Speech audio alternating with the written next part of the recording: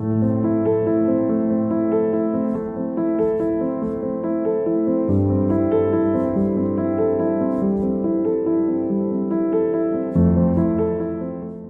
you all for joining me today on our show called What is Space Architecture?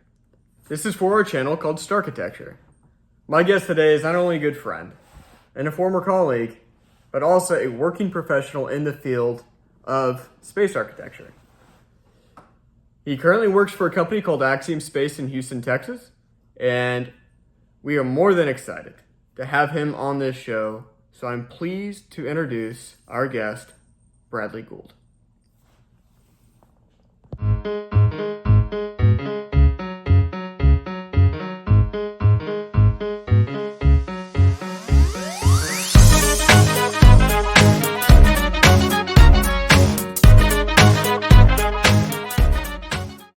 First off, I think before we get into the prompts, it would just be good, to talk about yourself a little bit. And, obviously, as a practitioner of space architecture, and also being standard to a lot of other people that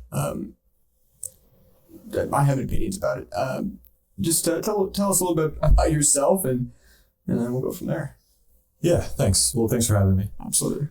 We met in SIGSA, which was the space architecture program at the University of Houston. Yeah. Through the Cullen College of Engineering. Before that, I became an architect, and I was going to make a change, a big life change. I was going to go work in a big city or something, but instead I found this program and I thought, that's not real. So I got to do that. Yeah. So I'm excited about that, bringing the future about. And I am engaged in it to some degree. I've acquired a job in the private sector, building a commercial space station. So I am working in systems engineering. And as a systems engineer, I'm doing maybe part of what an architect would be doing. So that's inspires some confidence in me that there are some tasks that architects should be doing happening in the engineering world. I think everything evolves naturally, and the voids that could be there are filled in one way or another. So there are no space architects working in these companies, or few, I should say. There's some, but they're not working under the title of space architect. They're doing some part of it. So for me, that looks like systems design. So high level negotiation between subject matter experts of where their components should go. So volume of power and mass and thermal, and helping all them with trades and helping them negotiate. Yeah, because these disciplines are extremely focused, hyper-focused. So they become siloed, and they can only focus on their own thing. It's so much work. So you have to help them and be a mediator. And that's a skill that I believe architects naturally learn in learning how to manipulate building systems. And it's a good thing. Yeah.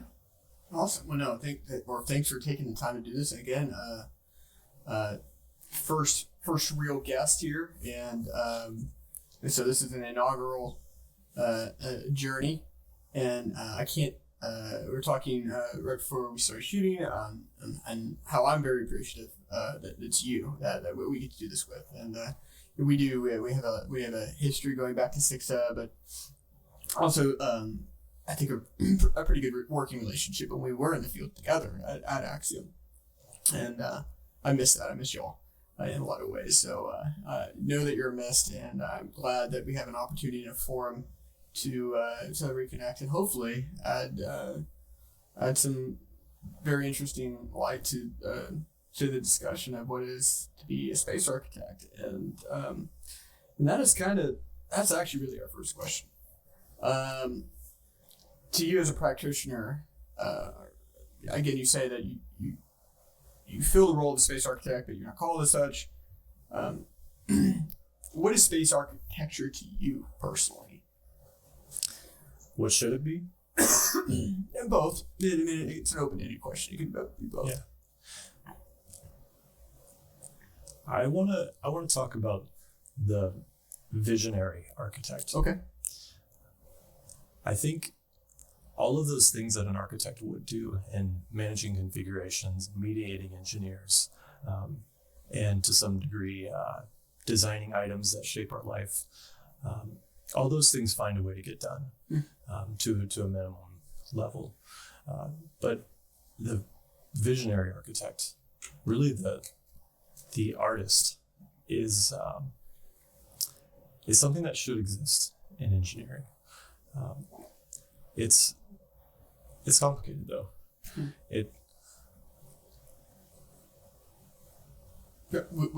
Okay, I don't want to interrupt your thoughts, but thinking. Yeah, go ahead. So, do you think the visionary, or the artist, if you will, and again, we'll get into this a little further. Maybe I'm skipping ahead, but it's a natural prompt here. Is the artist also a liable person? Someone that's accountable to say, if hardware fails or people die. Responsible, or they're responsible artists? A responsible artist. It's an important word. Yeah, you got to be responsible. Yeah, they should be responsible for their portion of it. Yeah. I think what artists should be doing is not the same as maybe what an engineer does. And if you go talk to the HVAC guy, he's going to say, I have to ensure that the human gets water or air, excuse me, so that he can breathe. And if you were to have a conversation about what the artist should be doing, art maintains our well-being and it inspires us. And so there's a function there that the artist should be responsible for. I mean, you were part of a very recent conversation with people like Chris Kennedy and Olga Manova, people from SIXA, our former educators and other high-level, high-position people in the field discussing this very thing and some of the things that we'll discuss today. But one of them that seems to be kind of striking right now is the idea that space architecture is more of a theory rather than a practice, and I think that's kind of maybe what we're bouncing around is well, the roles are filled, and it's just perhaps there's a very legitimate. You can make an argument that space architect as a profession and a term that is applied to someone is more of not novelty, but more of a you're filling a role without being called a space architect, and I think that's pretty much most of the panel that was on that call, that private call, was to that end. And what are your thoughts on, do you think it should be sort of a term, like how would you apply an architect as you would say in terrestrial sense? Yes, I think it should be a term. There are reasons not to also. We'll get into those. But okay. I think it should be a term. I think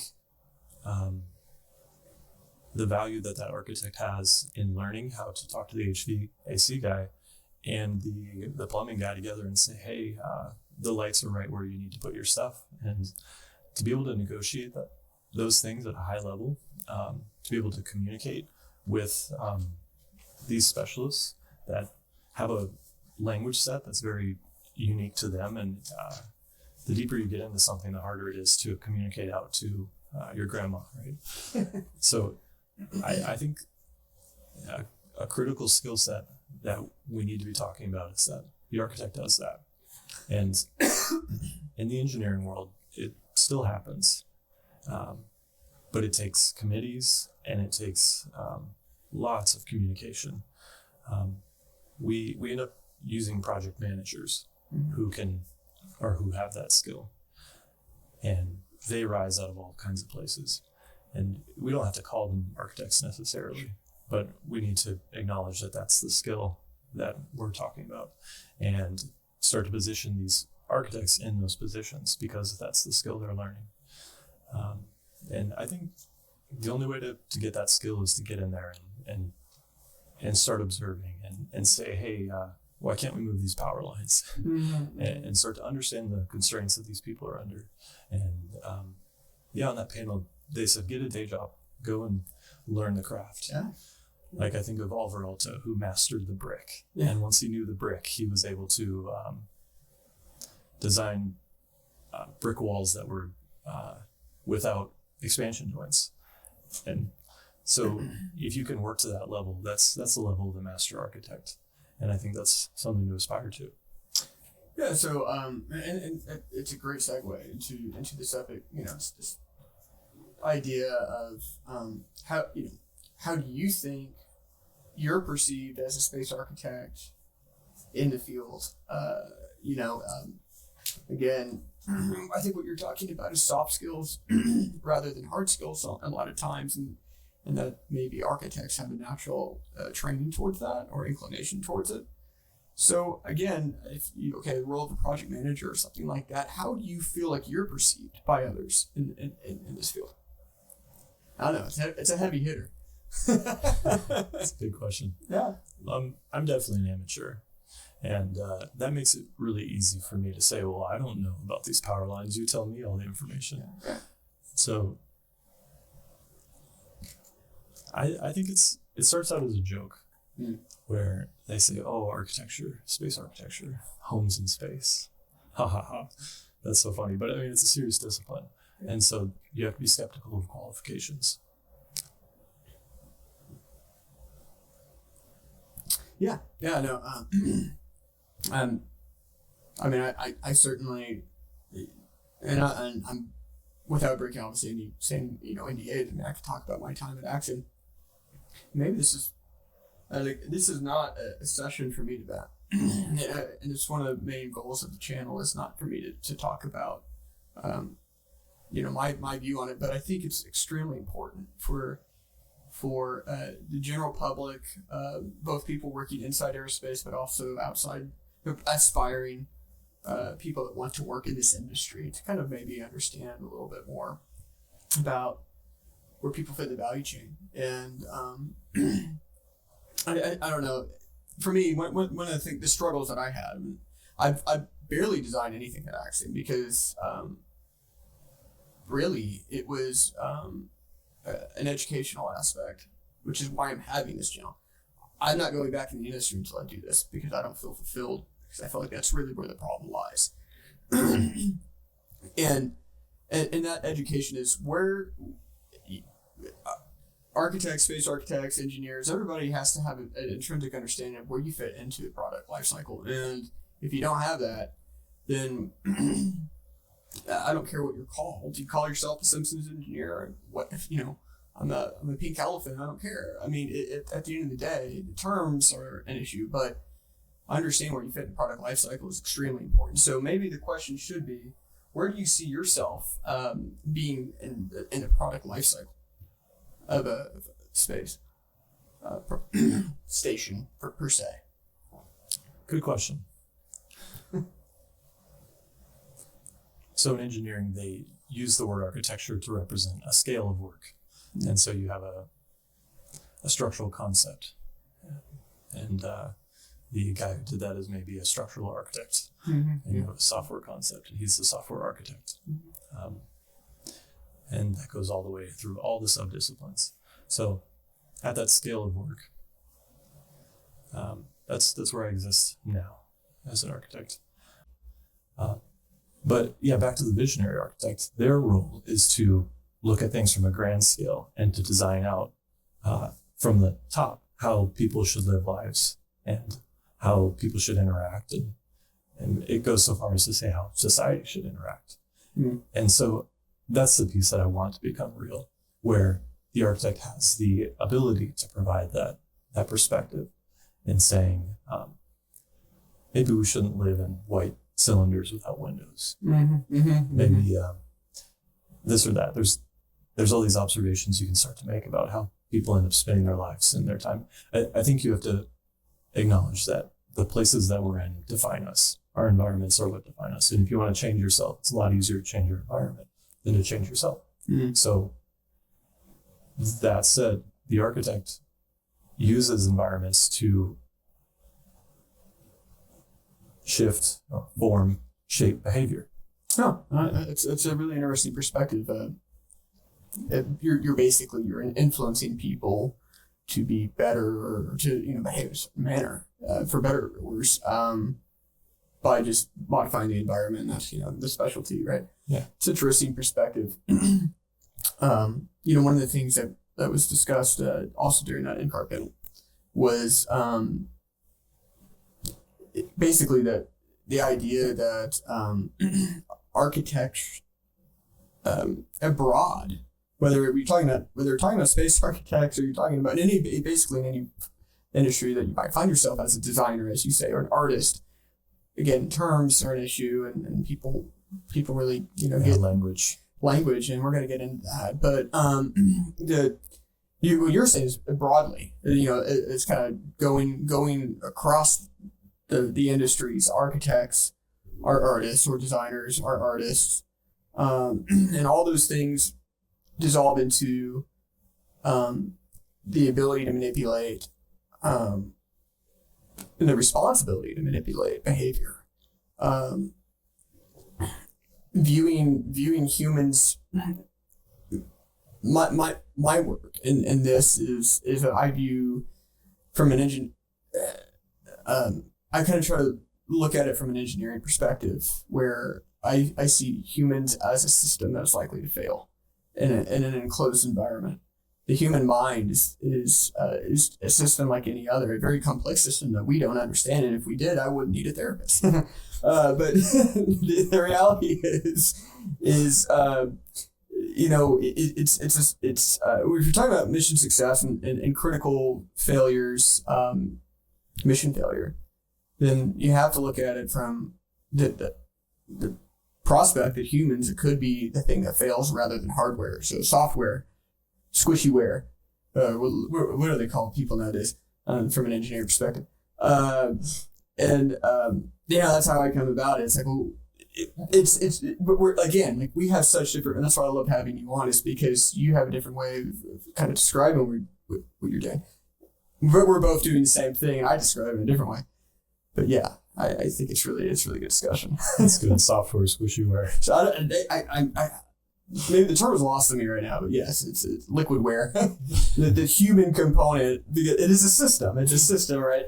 It's a part of this human interface, human computer interface that is a habitat. A little history on that. I mean, engineers are product focused. They focus on the interfaces with that black box, data, power, thermal, goes in and out. And then at some point someone said, wait a minute, humans are a black box too. Mm. And you should have started with the human. You should have started by saying the human needs air and space, and then built everything around. Yeah. But because the whole aerospace discipline is product focused, the human is always an afterthought. Right. And I think that's the real struggle is to whether you call it soft science, like human factors or psychology, a lot of things that we study, and we're trained to deal with, either naturally inclined as empathetic human beings or by direct training to look at and if at all try to derive empirical truths by studying people in extreme environments. And it is a science, but it's never going to be. It's like this measurement of, well, how empirical is it, when intrinsically, like you said, it's a black box. It's a very complex system that you can't just directly measure and derive something as much as you can by loading a structural number and saying this is how much pressure this thing can withstand. Right. So it's a much more complex problem set, and I think that should be accepted and understood, and also know that someone going out of their mind and opening the airlock is just as a catastrophic failure as a structural number failing. But one is like, well, okay, I can directly blame the designer versus the engineer, versus I can say, well, it was just poor training, and who knows why that person did that. Well, I can tell you why. I can't tell you why, but I can tell you that it doesn't help to add potential modes of failure where you don't have any windows, or you didn't consider the human, as you say, and me and Chris Kennedy, we've kind of thrown this term around, and we borrowed it from each other. I don't know really how it came about, but really the idea between thriving and surviving in space. And if we kind of move beyond having very centralist, very specific missions that are short duration, militaristic in nature, or derived from military, it's like you're on mission. I don't want to be on mission at my house. And if you want to, I don't want to raise my kids on mission, even though I might retract that statement. But at the end of the day, I am on mission. And I'm definitely under fire. But I guess what I'm saying is that the idea that if we're going to survive in space versus thrive in space, that the role of an architect or a designer or an artist has a larger role than perhaps it did in the past. I agree. I think you said that well. Okay. It was as if I was speaking. Okay, good. This All right. militaristic type of human is a sample of the population, but it's everyone in space, and they're adaptable, and so they say, "Yeah, I can live in a white cylinder. It's going to be great." But I don't know. We're humans, and so the way to get out of that is to observe and say, "Wait a minute. If there was only some prospect, and if I had a window, I could start to feel better." Yeah. Awesome. Well, I'm going to go ahead and get to our third prompt here. What do you believe the future of space architecture is? Just say 5-10 years from now, the immediate future. You can talk about far future if you want, but more for assume the audience here might be an aspiring space architect or someone's wanting to get into the field. What would you say to them? What do you think the future is? And then those sorts of things.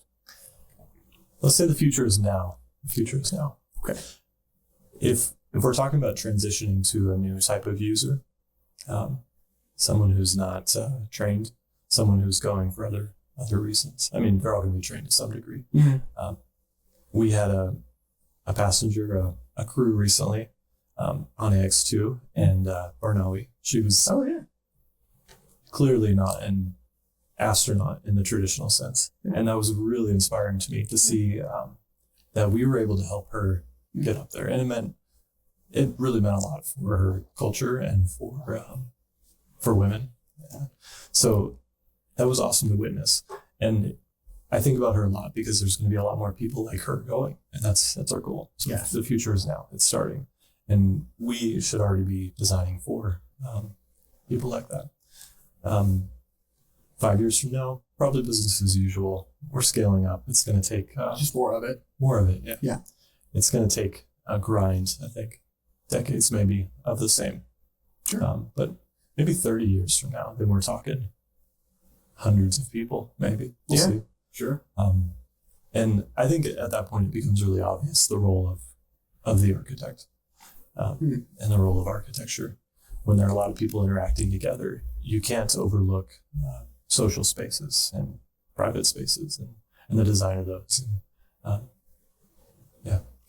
Well, you've practiced as an architect in a terrestrial sense, right? And we'll call it traditional sense. I think we had a good conversation with my own wife. Me and her both practice, but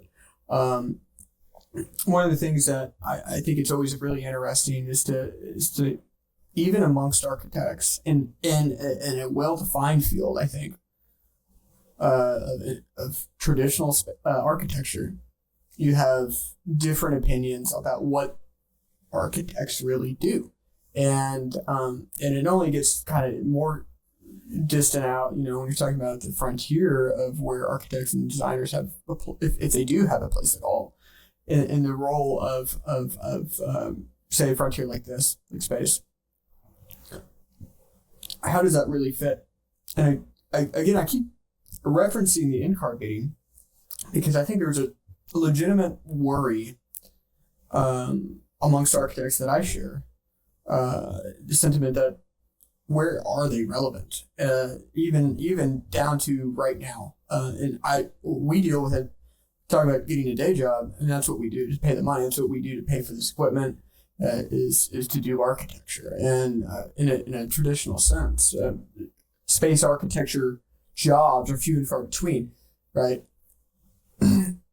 Like you say, as people go out into space and there's more and more people, then there's more and more jobs, and we have a good template, is what I'm hearing, for what a space architect does as it scales. I don't know. I fear that's not the case, but that's kind of like the point of having this podcast. What makes you feel like that we're at a good place right now in terms of the future of, let's say, someone that's 10 years old right now, and that wants to, it's now learning about space architecture for the first time because they're hearing this podcast, and what would you say that, hey, look, we're in a good place, you're going to have a job, you're going to be understood in the industry, and what do you say to that? Sorry, it's heavy, but I would say follow your heart, kid. okay. I wanted to share about my first job. Okay. So fresh out of college, I had an architecture degree. I'm becoming an architect now. I'm pursuing my licensure requirements. And I finally get to design a house from scratch. And this house could have been built by a developer. Mm-hmm. And to show you where I'm going, I want to equate the developer with the engineering firm. Okay. Because they have similarities. But I got to design this house for this guy and this couple. And it's a really special thing because you ask them questions about how they live their life, about where they drink their coffee, where they sit in the sun. And you really get an intimate understanding of them so that you can build an environment for them that suits them well. So like Corbusier talks about houses are a machine for living in. So this is a machine for living in. It keeps them healthy if it's done right. So we position this house at the cost of money, probably, in such a way where it was sitting right in an aspen patch. And so, awesome. Yeah. You get to experience that. Yeah. You walk out on this deck and you're just surrounded by these aspens and you have this privacy, and bottom line, it gave them something special. And because it was special, it's going to be cared for. It's going to be loved. And if we don't go through life like this, we end up living in developer boxes, uninspired and dead inside. So it's just a way. You have to approach the world this way, I think. Yeah. Okay. Yeah, and of course it carries over to space architecture. Even in more of a sense because of the environment that you're operating. Absolutely. Yeah. It's good perspective. All right. Sorry. Okay. Again, I think our own definition, we have dissenting views on what I think. Me and you probably would not agree on the Let terms. us fight then. No, it's good. Again, the conversation is more important than who's. It's not about being right. It's It's really about just having a conversation. So when I phrase these questions, I understand I'm coming at it from a painted view of like I feel space architects should have a solidified status, and just the same way that they do that is fading over time. The same way they do in a terrestrial sense, where in some features you have to have an architect involved. Like there's no way to build unless you do. I do work like that, where it's like you go over 20,000 square foot of warehouse, you have to have an architect. I'm not asking for that. I'm not calling for that. Especially when I'm not trying to draw a division and already an infancy that is space architecture. But I think if I'm going to cast the line 100 years out, that really the role is to protect human life and health and performance. And I think we both share that. And the best way we come to do that, I think we might disagree on. But that kind of goes into the painted of this question is, what do you think is a hurdle, the largest hurdle, whether you call him a space architect or artist, as you say, and to overcome, essentially. What do you think is whatever term you want to use, what do you think is the largest hurdle for this sorts of people that want to do this type of work? Well, I talked a little bit about the architect as someone who mediates between these trades. Mm-hmm. And so you're working at a broad scale. Mm-hmm. But in order to really be good and start to drive those trades, you need to have a deep knowledge in each of those columns or silos. Correct. And so there's a huge learning curve to be in a commanding position, to be able to learn that brick as Oliver Alto did, but to learn all the bricks and be able to orchestrate them together. So to become that orchestrator, it's just a huge barrier to entry. So when they say get a day job, I think it's right. So 30 years of just experience in a firm may be the best way to overcome that. And it's something that a master architect is something that you become with putting your time in and understanding and learning. So that's a huge barrier to entry. Okay. I don't. That's a good answer. I don't see anyone fresh out of college becoming a space architect from that perspective unless they're going to work under a master space architect who's done that. So yeah, put yourself It's interesting. around your mentors. Yeah. So you, and that's one of the things. It's fun that you say that because we actually haven't had this. I mean, we've talked so much about this over the years. The idea, the conversation that we're having now is the idea of continuing a tutorship or apprenticeship that was used to be a part of architecture not too far removed. I mean, like 100 years ago, that's what you did. You learned under schools of thought. It's more like, think of it, martial arts, I feel like, where you have schools of thought on how to do this thing. And architects had different ways of doing it. And this is during the glamour days of architecture, the Starchitects. Different term, don't sue me, don't worry, this is going to come out after my patents are done. But the trademark anyway. The idea that you have a tutorship under someone is very interesting to me, and I think it's very necessary. Maybe something we should return to. And again, I'm going to keep referencing the NCARB discussion because the future tenseness of it to me is it's not just about where we are right now, but also where architects will be in the future. Maybe drawing some things back. Architecture is a very old profession, a lot older than engineering. Architects were engineers. There was no delineation. We have a specialized world now. Okay. And as generalists, architects are fundamentally. Yeah, you can understand where the bricks go, but you might not understand. You will never be as good at making those bricks, to your analogy. But you have a pretty good idea where that brick goes. And I think that is training, and that's what your specialty is, and that's a generalist. That's a struggle, and especially in an industry that's very, very driven on specialist ideologies. So I think to try to circle back to the original point, I think it would be it might be better. There's some things that have been lost along the way in terms of architectural training. One of them is engineering, what we would consider engineering education. I think there's a very, very poor cross-section of architecture schools out there that are doing technical work. Yeah. And then secondly is learning through practice and tutorships or apprenticeships, if you will. What are your thoughts on that? It's off script here, but off script is good. Yeah, okay. A lot of things come to mind.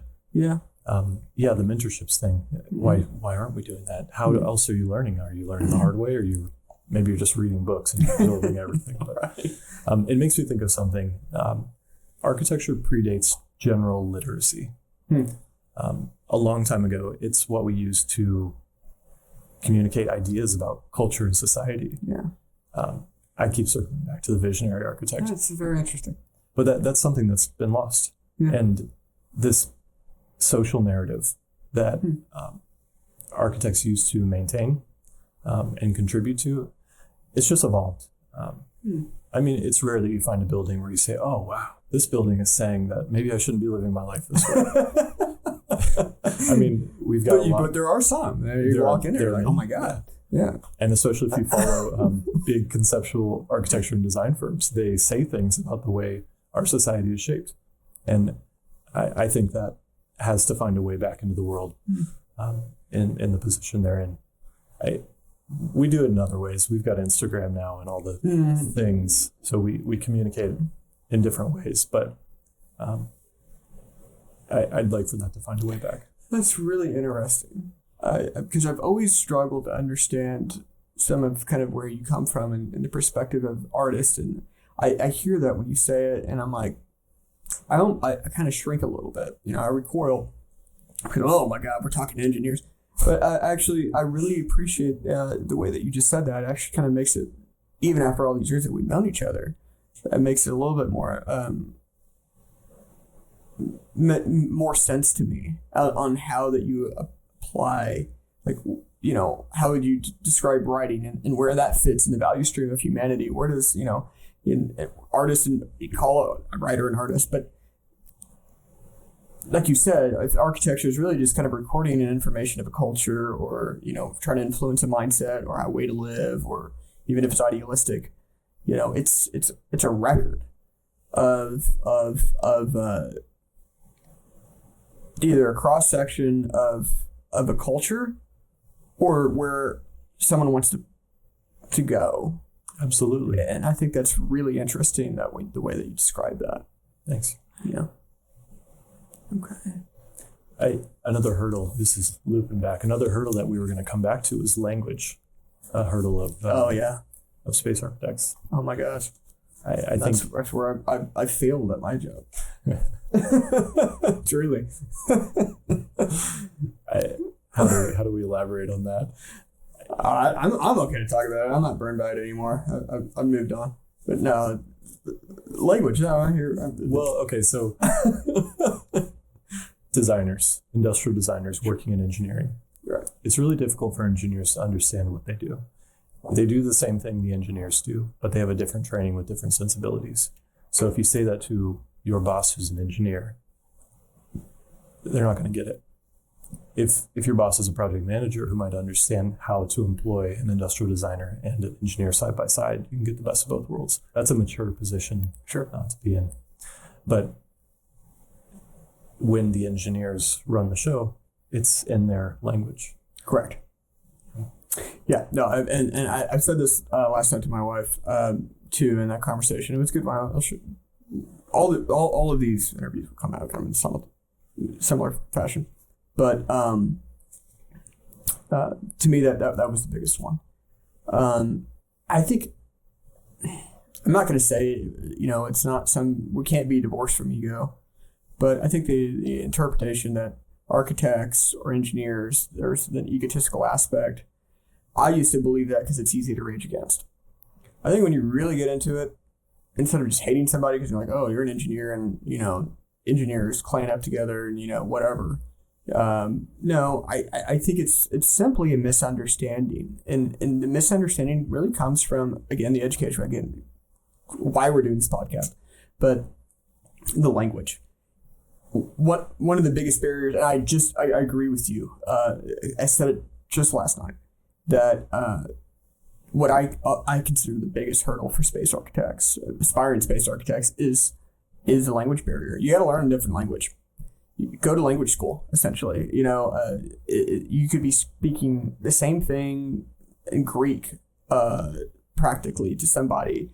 You'd be talking about the same problem set, but you're talking past each other because you don't know the language, and that is a tremendous. That's a tremendous barrier that I found. A story from our past. We formed a design group together within an engineering company. And we were always trying to sell it to engineers. And they said, what do you do? And we'd say design. And they'd say, what's that? We do design. And we'd say, right, but it's different. And it's difficult. And we had to come to a point where we said we do experience design because we had to recognize that we were focused on the human.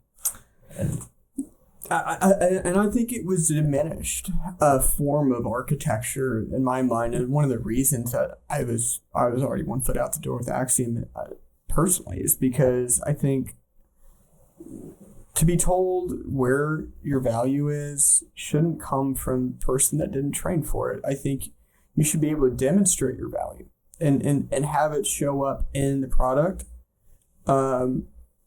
without question. That's how you turn minds. And we can sit and talk about where we, this is what we do, but it's like, just do it, just do it. And having the agency to do that is kind of where one of the problems that Axiom has is really what agency do you have to really kind of, are you in the right position? And again, it's not climbing a corporate ladder. It's simply like, again, starting in like an advanced concepts group. And if I have to redact that, I will. But I mean, doing that is, I think, probably more in alignment with the same way that we do stuff here on Earth. An architect, there could be an architect further downstream of the product lifecycle where they're just architect of record, and it could be an interior designer. We did this all the time in Vail in Colorado, where you get international design firms that come in. They want to design this beautiful home, but they need an architect of record.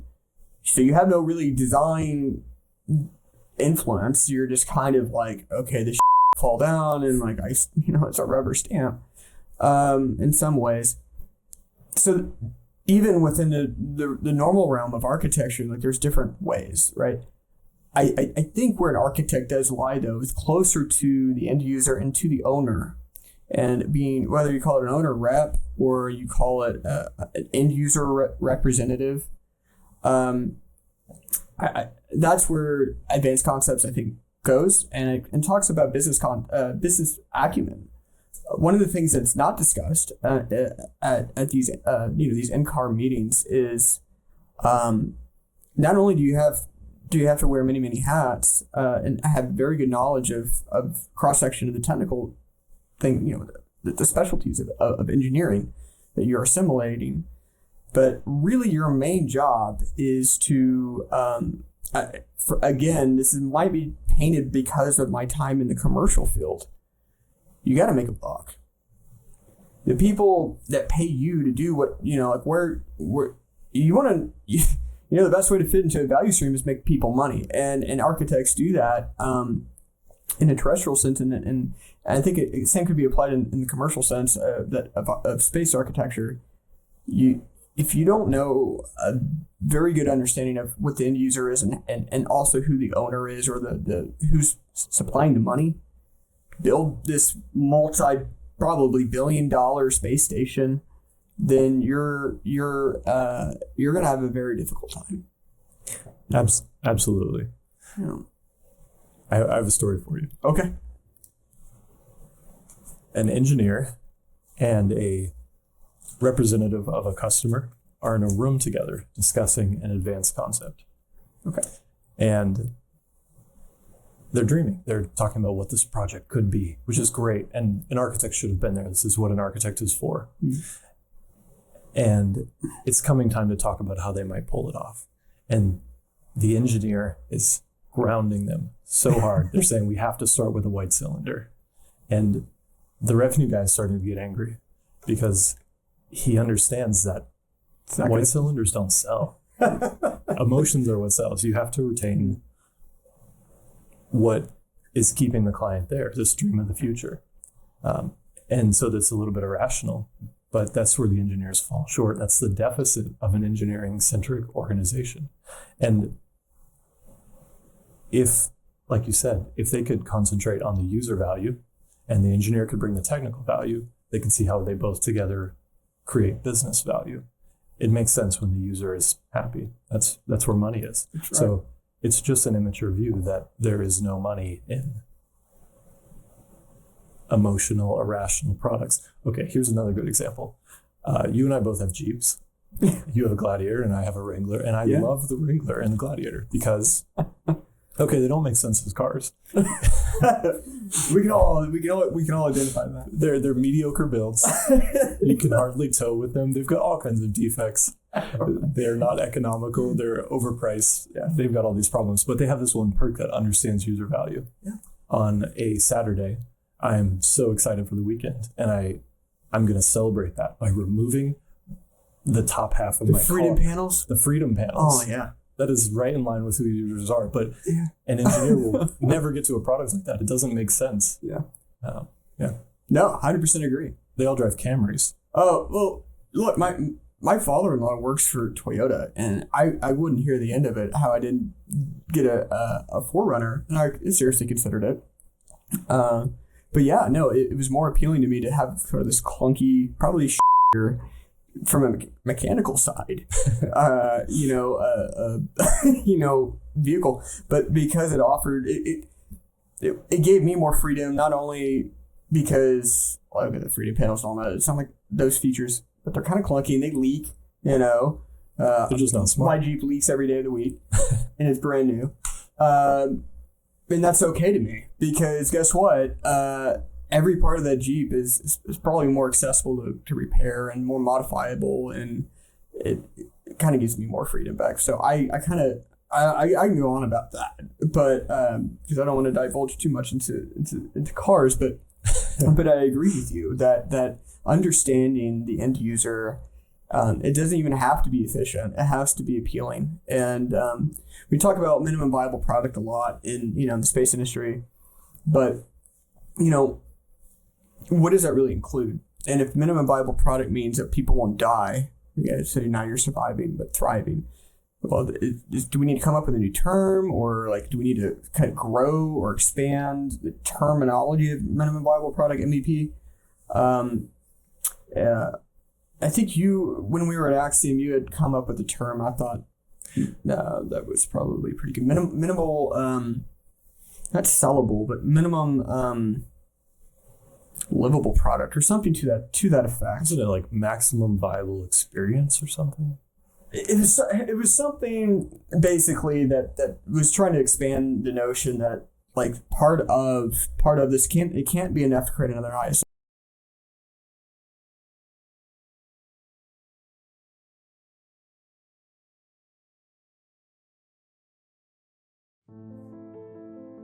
We here at Starkitecture deeply appreciate Bradley coming on and sharing not only his professional insight into what is space architecture, but his personal journey, as we all discover, collectively, what it means to be a space architect. Thank you very much.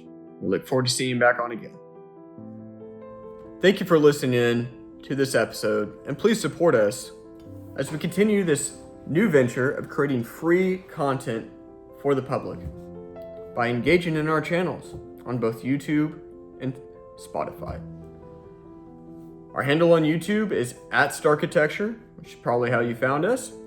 Also, you can find us on Spotify by searching "What is Space Architecture" with a question mark, all one word. Additionally, another way you can support us is by checking out our company website. That is www.starchstudios.net. Now, that is STARCH Studios with an S.net.